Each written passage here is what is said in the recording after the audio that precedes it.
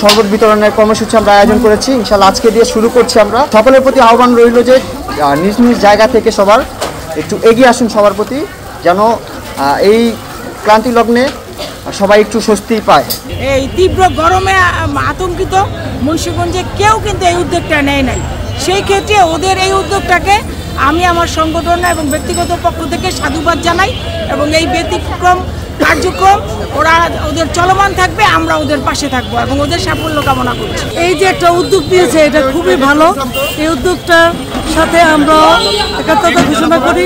আমরাও চাই যে তাদের এই উদ্যোগটা সাফল্যমণ্ডিত সফল থাক। আমাদের সহযোগিতা বাংলাদেশ মহিলা পরিষদ মুন্সিগঞ্জ জেলা তাদের সকল সঙ্গীর সাথে আমরা থাকবো এবং আমরা এই আশা ব্যক্ত করি। প্রাকৃতিক দুর্যোগের সাথে কারো কোনো হাত নেই। যে অবস্থা 40 ডিগ্রি সেন্টিগ্রেড তাপমাত্রায় আমরা অভ্যস্ত না, তারপরেও কী করবে, খেটে খাওয়া মানুষগুলো কাজ করছে, তাদের জন্য ওরা এগিয়ে আসছে। একটু ঠান্ডা পানি দিলে তো সবার একটু মনটাও পরশ মানে ঠান্ডা হয়।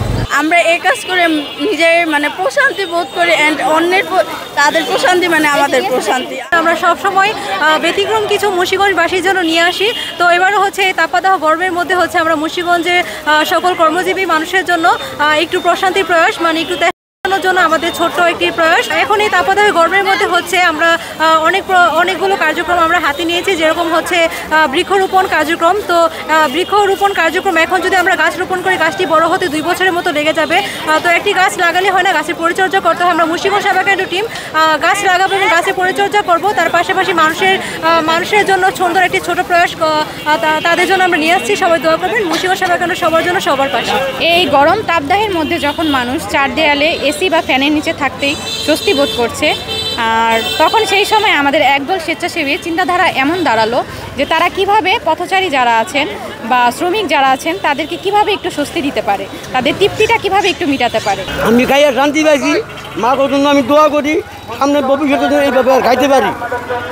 আল্লাহ তুমি এখন ভালো রাখো। তাদেরকে অনেক ধন্যবাদ এবং এগুলি প্রতিটা ইউনিয়ন উপজেলা প্রয়োজন।